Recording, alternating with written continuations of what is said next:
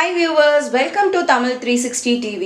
அடிக்கிற வெயிலுக்கு எப்பவுமே ஜில்லுன்னு ஏதாவது குடிச்சா நல்லா இருக்கும்னு எல்லாருக்குமே தோணும்.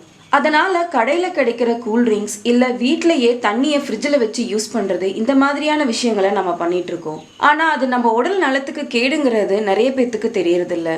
இனிமேல் நம்ம உடம்ப இந்த மாதிரி ஆர்டிபிஷியலான விஷயங்களை குடிச்சு நம்ம உடம்ப கூலிங்கா வச்சுக்காம இயற்கையான விஷயத்த பண்ணி நம்ம உடம்ப கூலிங்காவும் அது மட்டும் இல்லாம நம்ம உடம்புல இருக்க கெட்ட கொழுப்பை கரைச்சு ஆரோக்கியமாவும் வச்சுக்கிற ஒரு ரெசிபியை தான் நம்ம இன்னைக்கு பார்க்க போறோம். அந்த ரெசிபி என்னன்னா கம்மஞ்சோறு. நம்ம தாத்தா பாட்டி காலத்துல இருந்து இந்த கம்மஞ்சோறுக்கு ஒரு தனித்துவம் இருக்கு. அவங்க எல்லாருமே இப்ப வரைக்கும் நல்லா ஸ்டெமினாவா இருக்காங்க அப்படின்னா அவங்க எடுத்துக்கிட்ட அந்த சாதமும் களியும் தான் காரணம். நம்ம பாரம்பரிய உணவுல கம்பு ஒரு முக்கியமான இடத்துல இருக்கு. இன்னைக்கு ஆல்மோஸ்ட் எல்லா ஃபங்க்ஷன்ஸ்லயுமே கம்மஞ்சோறு வைக்கிறத ஒரு ட்ரெண்டாவே கொண்டு வந்துட்டாங்க. கம்புல 2 வகை இருக்கு. அதுல ஒண்ணு மொட்டை கம்பு, அது நல்லா குண்டு குண்டுன்னு இருக்கும். அதை எப்பவுமே நம்ம வாங்கி யூஸ் பண்ண வேண்டாம். இது நாட்டுக்கம்பு. நாட்டுக்கம்புல தான் நம்ம உடம்புக்கு தேவையான பெனிஃபிட்ஸ் எல்லாமே இருக்கு. இதுல நிறைய ஊட்டச்சத்து இருக்கு. அது என்னன்னா கார்போஹைட்ரேட், புரதச்சத்து, கொழுப்பு, கனிமச்சத்து, நார்ச்சத்து, கால்சியம், பாஸ்பரஸ், அயன், இது எல்லாமே இதுல வளமா இருக்கு. இதுல இருக்கிற நார் சத்து நம்ம ரத்தத்துல இருக்கிற சர்க்கரையோட அளவை சீரா வச்சுக்கும். அது மட்டும் இல்லாம இதுல இருக்கிற மெக்னீசியம் நம்ம ஹார்ட்டுக்கு ரொம்ப நல்லது.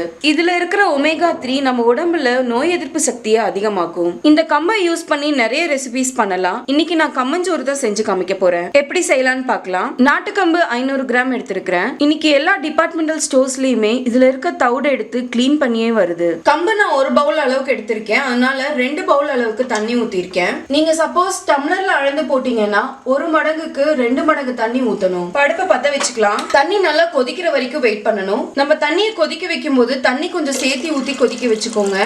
ஏன்னா கம்பு புதுசா இருந்துச்சு அப்படின்னா சீக்கிரமா வெந்துடும். பழைய கம்பா இருந்தா கொஞ்சம் தண்ணி நம்ம எக்ஸ்ட்ராவா ஆட் பண்ண வேண்டி இருக்கும். தண்ணி நல்லா கொதிக்குது. இப்ப நம்ம ஊத்துன எக்ஸ்ட்ரா தண்ணியை எடுத்துக்கலாம். நமக்கு நடுவுல தண்ணி ஆட் பண்ணணும் அப்படின்னா கண்டிப்பா சுடுதண்ணி தான் ஆட் பண்ணணும். அதுக்காக தான் நம்ம கொஞ்சம் சேர்த்து ஊத்தி எடுத்து வச்சுக்கிட்டோம். பச்சை தண்ணியை ஆட் பண்ணக்கூடாது. இப்ப கம்பை போட்டு இந்த மாதிரி கிளறிக்கலாம். கம்பை ஒட்டுக்கா கொட்டக்கூடாது. கொஞ்சம் கொஞ்சமா தான் போட்டு கிளறணும். கம்பு போட்டதுக்கு அப்புறமா கண்டினியூஸா கிளறிட்டே தான் இருக்கணும்.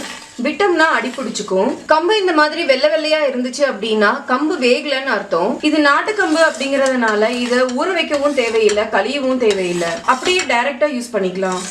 பாருங்க, கம்பு கெட்டியாயிடுச்சு, தண்ணி பத்தல. அதனால நான் எக்ஸ்ட்ரா எடுத்து வச்சிருந்த தண்ணியும் இது கூட ஆட் பண்ணிக்கிறேன். கம்பு நல்லா வேகிற வரைக்கும் தண்ணி இருந்துகிட்டே இருக்கணும். நம்ம எக்ஸ்ட்ராவா ஆட் பண்ற தண்ணியும் சுடுதண்ணி ஏன் ஆட் பண்ணணும்னு சொல்றேன்னா, நடுவுல பச்சை தண்ணி ஆட் பண்ணோம்னா கம்மஞ்சோரை வச்சு யூஸ் பண்ண முடியாது, சீக்கிரமா நஞ்சு போயிடும். இதுவே சுடுதண்ணி நடுவுல ஆட் பண்ணி பண்ணோம்னா சாதத்தை தண்ணியில போட்டு வச்சு நம்ம யூஸ் பண்ணிக்கலாம். ஓரளவுக்கு வெந்துருச்சு. கையை தண்ணியில் நனைச்சிட்டு நசுக்கி பாருங்க. கம்பு உடஞ்சிச்சு அப்படின்னா 3/4 வேக்காடு வந்துருச்சுன்னு அர்த்தம். இப்போ கரண்டில இருக்கிறது எல்லாத்தையுமே வலிச்சு விட்டுட்டு மூடி போட்டுக்கலாம். கையை பச்சை தண்ணியில நனைச்சிட்டு பண்ணுங்க. அப்பப்ப கையை நனைச்சுக்கோங்க. இப்ப குக்கரை மூடி வச்சுக்கலாம். குக்கர் மூடி போட்டதுக்கு அப்புறமா விசில் வரக்கூடாது. விசில் வர ஸ்டேஜ்ல அடுப்பை ஆஃப் பண்ணிக்கலாம். பாருங்க, ஏர் நல்லா புடிச்சிருக்கு. இப்ப அடுப்பை ஆஃப் பண்ணிக்கலாம். இந்த ஏர் ஃபுல்லா அடங்குற வரைக்கும் நம்ம வெயிட் பண்ணலாம். அப்பதான் ஃபுல்லா வெந்திருக்கும். இந்த ஏர் எல்லாம் அடங்கினதுக்கு அப்புறமா ஓபன் பண்ணி காமிக்கிறேன் எப்படி இருக்குன்னு. அவ்வளவுதான், ஏர் ஃபுல்லா அடங்கிடுச்சு. இப்ப மூடி ஓபன் பண்ணி பார்க்கலாம். இப்ப கரண்டி போட்டு நல்லா கிளறி விட்டுக்கலாம். நல்லா கிளறியாச்சு. சாதம் நல்லா வெந்திருக்கு. இப்ப இதை மறுபடியும் மூடி போட்டு மூடி வச்சிடலாம் கொஞ்ச நேரம். இதை ஏன் நம்ம மறுபடியும் மூடி வைக்கிறோம்னா இந்த சூட்லயே இருக்க சாதம் இன்னும் நல்லா வேகும். கம்மஞ்சோரை பொறுத்த வரைக்கும் நல்லா வெந்ததுக்கு அப்புறம் தான் சாப்பிடணும், இல்லைன்னா டிசென்ட்ரி ஆயிடும். மறுபடியும் மூடி போட்டுட்டு ஒரு 10-15 நிமிஷம் அப்படியே விட்டுடுங்க. 15 நிமிஷம் கழிச்சு பார்க்கலாம். அவ்வளவுதான், நல்லா ஆறிடுச்சு.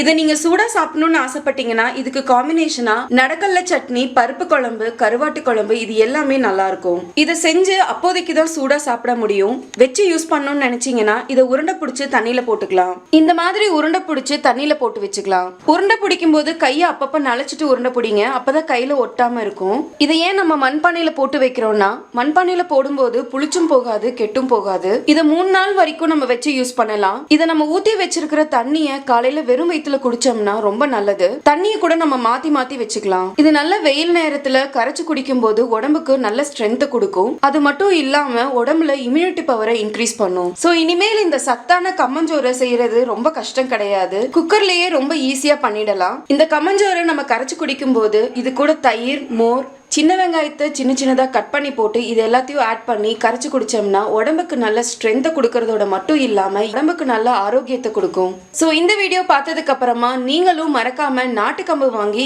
ஈஸியாக வீட்டிலேயே கம்மஞ்சோறு செஞ்சு சாப்பிட்டு பார்த்துட்டு உங்களோட ஃபீட்பேக்கை கமெண்ட்ல ஷேர் பண்ணுங்க. இந்த வீடியோ உங்களுக்கு யூஸ்ஃபுல்லாக இருந்துச்சுன்னு நினைச்சீங்கன்னா நீங்க விரும்புகிற ஒருத்தருக்கு இந்த வீடியோவை வாட்ஸ்அப்பில் ஷேர் பண்ணுங்க. தமிழ் 360 டிவியை சப்ஸ்கிரைப் பண்ணலன்னா இப்போவே கீழே இருக்க ரெட் கலர் பட்டன் அழுத்தி சப்ஸ்கிரைப் பண்ணிக்கோங்க. நாங்கள் அப்லோட் பண்ணுற வீடியோஸை உடனுக்குடன் தெரிஞ்சுக்கணும்னா மறக்காம பக்கத்துல இருக்க பெல் ஐகானையும் கிளிக் பண்ணிக்கோங்க.